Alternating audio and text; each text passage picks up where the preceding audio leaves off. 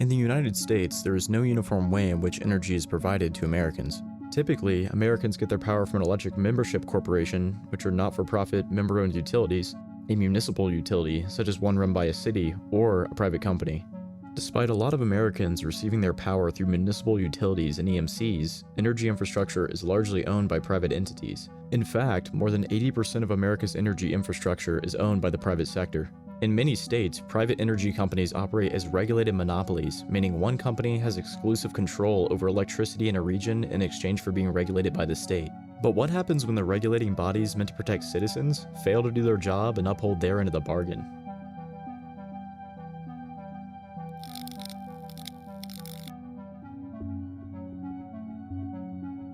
Today we'll be taking a look at Georgia Power, a subsidiary of Southern Company, the largest energy provider in the Southeast, covering territory in Alabama, Georgia, and Mississippi. Georgia operates under a regulated monopoly model, where customers are served by one utility provider assigned based on location. This means Georgia residents generally have no choice when it comes to their electricity provider. This also means that for residents who happen to live in Georgia Power territory, Georgia Power can increase rates on them nearly as they please. It's a power GP has used to its full advantage, especially with the Plant Vogtle nuclear expansion. Georgia Power and its partners recently completed the Plant Vogtle nuclear plant southeast of Atlanta near Waynesboro, Georgia, which is the first new nuclear plant in the US in more than 30 years. Georgia Power is the largest investor in the project. Georgia Power boasts that the plant will produce carbon-free electricity to 1 million homes for the next 60 to 80 years. So nearly endless renewable energy for decades to come? What's the catch? Well, when you dig into the details, the story gets a lot messier. Unfortunately, due to a mix of design, contractor, supply chain, and project management issues, Plant Vogtle's costs skyrocketed. What began as a $14 billion project in 2009 ballooned to a staggering $35 billion by the time it was finished. A jaw-dropping 150% over budget. For context, that's $5 billion more than the entire GDP of the country of Georgia. The debacle led Georgia Power to pay out a $413 million settlement to its construction partners. So did Georgia Power's investors go under after this historic mismanagement? Not exactly. In December of 2023, Georgia Power's lawyers went before Georgia's Public Service Commission, the state regulating body tasked with overseeing utility companies, and argued that $7.6 billion in extra project costs should be passed on to Georgia residents through increased monthly fees in their power bills.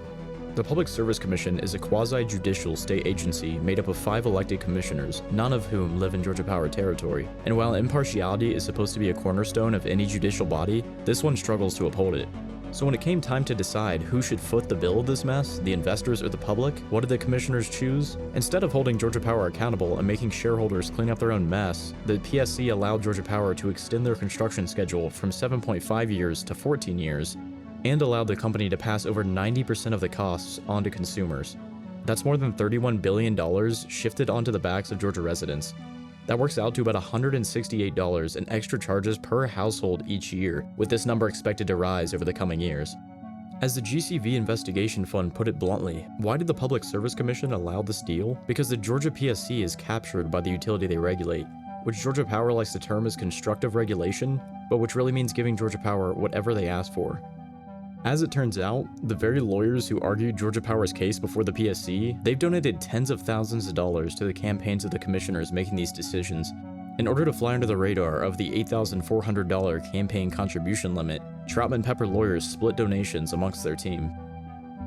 These limits haven't stopped the contributions from flowing. In fact, just these 3 lawyers alone have donated nearly $50,000 to the 5 commissioners. Add in 14 other attorneys at Troutman Pepper, plus the firm itself, and the total rises to a staggering $121,727. The fattest cat of them all is Commissioner Tricia Pridemore, originally appointed by Governor Kemp in 2016 after serving as a political operative on his re-election campaign. Commissioner Pridemore was first elected in 2020 after receiving thousands from corporate interests. Here's Commissioner Pridemore having the audacity to grill a constituent who dared to question expert witnesses who were paid by Georgia Power to be at a PSC hearing and confirm their narrative. Mr. Chairman, may I? Sure. How much are you paid, Mr. Prenovitz? And Nothing. who are your members? Who do you represent? I represent real estate investments. You represent real estate investors? I Can you get us a list of those members that you If represent? you want to, I can. Yes, I would like that. I Okay. would like that before you could appear tomorrow. As the saying goes, every accusation is a confession. In the end, Georgia Power's investors get to profit off of carbon-free energy for generations while ratepayers cover nearly all the costs. What a deal! So if the Public Service Commission is failing to hold Georgia Power accountable, where are Georgia's legislators to save their constituents? Well, as it turns out, the same week in December of 2023 that Georgia Power's lawyers were arguing in Georgia Power's interest to the PSC, in Washington, D.C., Southern Company, Georgia Power's parent company, held a lavish reception in D.C.'s Union Station, complete with an open bar, coat check, and fancy cocktails served on trays. Georgia legislators and their staff attended to shake hands with their friends over at Southern Company. Other than the free drinks and hors d'oeuvres, why would Georgia legislators be compelled to attend such an event? Well, since the 2018 election cycle, Georgia Power's parent company and its subsidiaries have donated $630,000 to Georgia's federal legislators. The law firm representing Georgia Power in the Plant Vogtle case has donated $243,000 for a combined campaign contribution total of $873,000 to just 26 congressional candidates. Additionally, Southern Company spends about $10 million a year lobbying members of Congress. In 2024, they blew through $11.2 million. No conflict of interest to see here. This isn't just a story about a power plant, it's a story about power itself. Georgia Power's ability to offload billions in costs onto residents didn't happen in a vacuum. It happened because the system meant to regulate them is broken. Public service commissioners in Georgia serve 6-year terms, but recent elections have been delayed due to a federal lawsuit.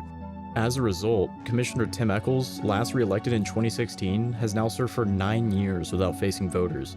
That could change soon. 2 PSC seats, District 2 and 3, are up for election on November 4th, 2025. Echols will be seeking re-election in District 2. Here's Echols' pitch on why you should elect him. We're going to freeze rates for 3 years. So you've got a public service commission that listens to you, and that's why it's great to have a public service commission that's elected. I hope you'll elect me. Ironically, running in District 3 is newcomer Fitz Johnson, who was appointed by Governor Kemp in 2021 and has never stood for election. These races are usually low profile, but the stakes couldn't be higher. Your energy bill and who profits from it depends on it. But there are solutions. First, campaign finance reform is essential.